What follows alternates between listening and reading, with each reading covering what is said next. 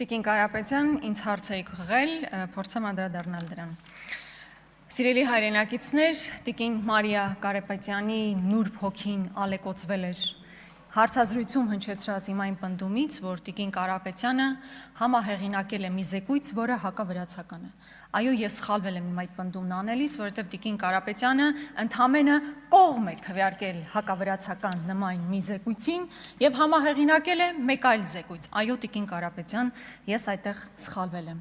Ցավոք սրտի, այո, սխալվել եմ, բայց իմ այդ սխալը, Տիկին Կարապետյան, հազարավոր կյանքեր չի արժեցել,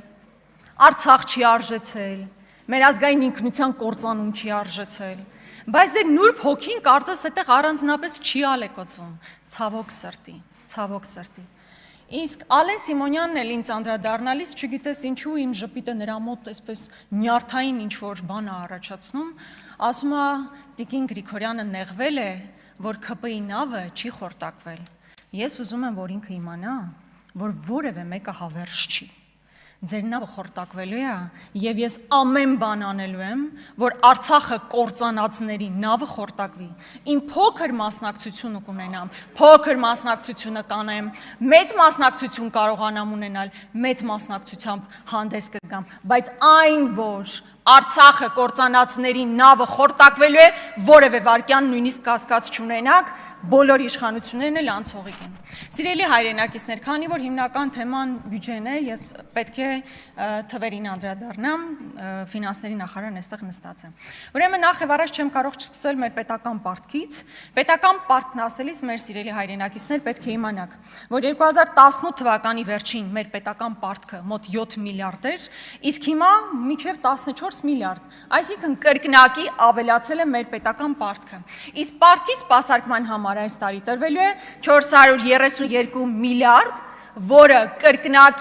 մոտ կրկնակի անգամ մեր առողջապահությանը տրվող գումարի չափով է, այսինքն այնքան գումար, որքան տրվում է առողջապահության ոլորտին, երկու այդքան տրվելու է ընդամենը մեր պարտքը սպասարկելու համար։ Այս այն է, ինչ դուք պետք է իմանաք։ Եվ ամենակարևոր հարցը, լավ, այդքան գումարներ ներգրավել եք, ինչ է ստեղծվել, ինչ հավելյալ արժեք է ստեղծվել մեր երկրում, որ մեր թոռները կարողանան գնահատել այդ արժեքը։ Սովորաբար, երբ այս հարցադրումը հնչեցնում ենք, մարդիկ գալիս ու ասում են, բա գիտեք, դպրոցներ են կառուցել։ Շատ լավ է, որ դպրոցներ եք կառուցել, բայց դուք խոստացել եք 300 դպրոց կառուցել։ 300 դպրոցից ընդամենը 59 դպրոց է կառուցվել, ընդ որում 33-ն է միայն որ նոր դպրոց է։ Մնացած 26-ը ընդամենը վերակառուցվել է դպրոցը։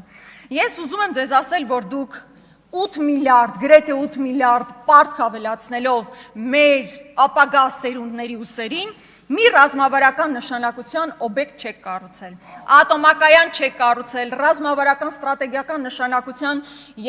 ենթակառուցվածք չեք կառուցել, երկաթգիծ, նույնիսկ 1 միլիոն բնակչություն ունեցող Երևանում, որտեղ մարդիկ գրեթե ամեն օր մինչև 2 ժամ խցանումների մեջ կանգնած են։ Այսօր, երբ որ քաղաքական մեծամասնությունը չկարողացավ գալ նիստի, ես վստահ եմ, որ մեծ մասը խցանման մեջ կանգնած եք, ինչպես որ ես։ Բա դա ինչու է այդպես, որտեղ երբ որ քաղաքապետերը համատարած շինթույլտվություններ են տալիս, տարբեր տեղեր խոշոր շենքեր են կառուցում, չեն մտածում այդ ճանապարհը ոնց նոր ճանապարհ կառուցելու մասին։ Իմիջիալոց որտեղ է ձեր Աջափնյակի մետրոյի կայարանը։ Ձեր ընդհանրապես գործունեությունը Աջափնյակի մետրոյի կայարանի նման մի բան է, որ խոսում եք տարիներ շարունակ, բայց գոյություն չունի։ Խաղաղությունն է ձեր Աջափնյակի մետրոյի նման մի բան, որ խոսում եք, բայց գոյություն չունի։ Ժողովրդավարությունն է Աջափնյակի մետրոյի նման մի բան, որ խոսում եք, բայց գոյություն չունի։ Մի թունել սարքել եք, նոր ճանապարհ սարքել եք, ոչ չեք սարքել։ Ավելին, խոսքը Երևանում նոր ենթակառուցվածքի մասին է, հանգստացեք, շունչ քաշեք։ Ավելի Նիկոլ Փաշինյանը վերջերս հեծանիվով գնալիս, երբ իր համար հատուկ չէին փակել փողոցները, նոր զգացել է, որ մեր հայրենակիցները խցանման մեջ են հայտնում։ Պատկերացնում եք, մարդ ժամանակին կարմիր լույսի տակ կանգնելը մեծ հերոսություն էր ներկայացնում, ասում եք, տեսեք, նոր Հայաստանում վարչապետը նման ձև պետք է դիրքավորվի։ Հիմա ընդամենը մի անգամ 7 տարի անց ճանապարհները փակելուց հետո հեծանիվով գնալիս հասկացել է, որ մարդիկ ժամեր շարունակ ուղղակի խցանման մեջ են կանգնած։ Խոստացել էիք 15 ջրամբար։ Ձեզ ասեմ, քանի ջրամբար եք կառուցել, 0 ջրամբար եք կառուցել։ Միակ կառուցած ջրամբարը Վեդի ջրամբարն է, էլ 16 թվականի ծրագիրը սկսել է կառուցվել, միայն 0 օրոք ավարտվել է, այսինքն 15 ջրամբարից 0 ջրամբար։ Վերջերս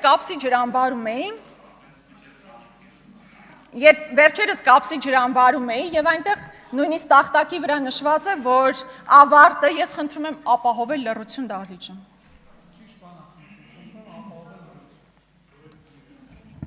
Վերջերս Կապսի ջրամբարում է եւ այնտեղ տախտակի վրա նշված է, որ ծրագրի ավարտը 26 թվականն է եւ ընդամենը 10%-ով էր իրականացված ծրագիրը, այսինքն այդ խոստումն էլ չի իրականացվել։ Վարկերը ներգրավում են, դրա դիմաց տոկոսները փակվում է, բայց բուն ծրագիրը չի իրականացվում ու դա երկար տարիներ է տևում։ Արտահանումը կրճատվել է 47%-ով, որովհետեւ այնինչ արտահանում էիք կամ ոսկեր կամ թանկարժեք մետաղներ, որը հասկանում եք աշխարհաքաղաքական ինչպիսի իրողություններով էր պայմանավորված։ Երբ մենք ասում ենք 8 միլիարդ ներգրավել եք, ինչ եք ստեղծել, հենց դրա մասին ենք խոսում, որ այսօր այնպիսի պրոդուկտ չի ստեղծվել, որ ոսկին մնացած արտահանումները հանես, պրոդուկտ լինի արտահանման համար։ Առավոտից երեկո, երբ որ խոսում եք ապաշրջափակման մասին, հենց այն ենք ասում, շատ լավ կլինի, որ ապաշրջափակվի, բայց նաև այդքան պարտք ներգրավելու ֆոնին պրոդուկտ պետք է ստեղծվեր, որ ապագայում արտահանվի։ Ես ուզում եմ նաև թոշակներին անդրադառնալ։ Այս իշխանությունը խոստանում էր, որ մեր թոշակառուների գումարը պետք է լինի հավասար սպառողական զամբյուղի, որը մոտ 78,000 դրամ է։ Սիրելի հայրենակիցներ, բնականաբար այդ խոստումը եւս ի կատար չի ածվել։ Միջին թոշակը մինչև 49,000 է, նվազագույնը 36,500, եւ սա այն պարագայում, երբ կրկնում եմ, այդքան գումար ներգրավել է, բայց տնտեսական այնպիսի էֆեկտ չկա, որպիսի թոշակները բարձրանան։ Բայց միևնույն ժամանակ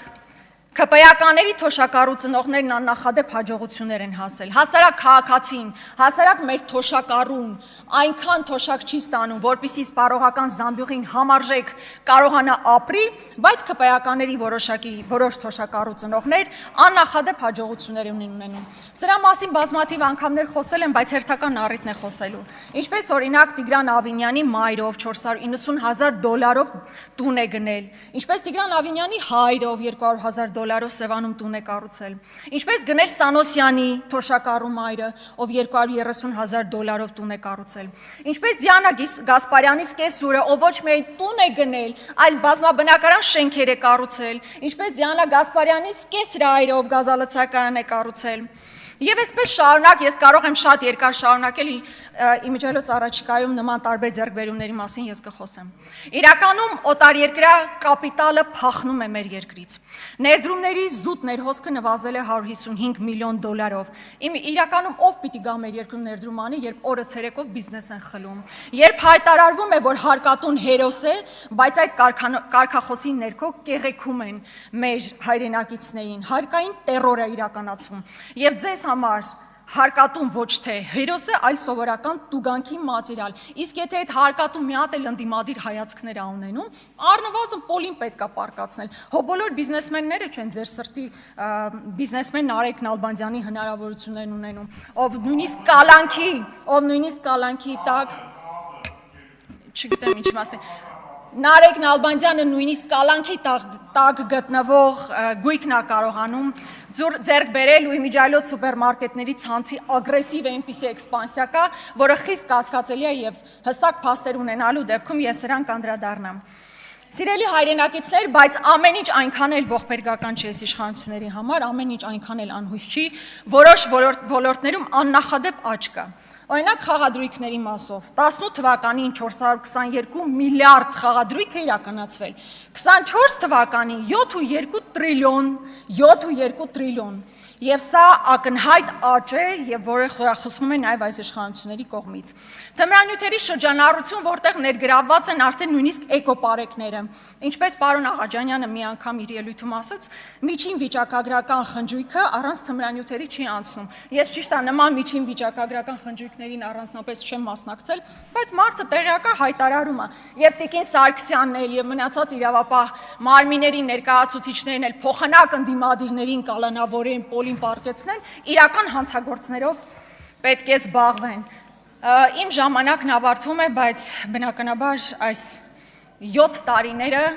եւ արդեն գրեթե 8 տարին հասնող այս տարիները ժողովրդի մեջ ամրագրվելու են որպես Արցախը կորսված տարիներ այս իշխանությունների վարած քաղաքականության արդյունքում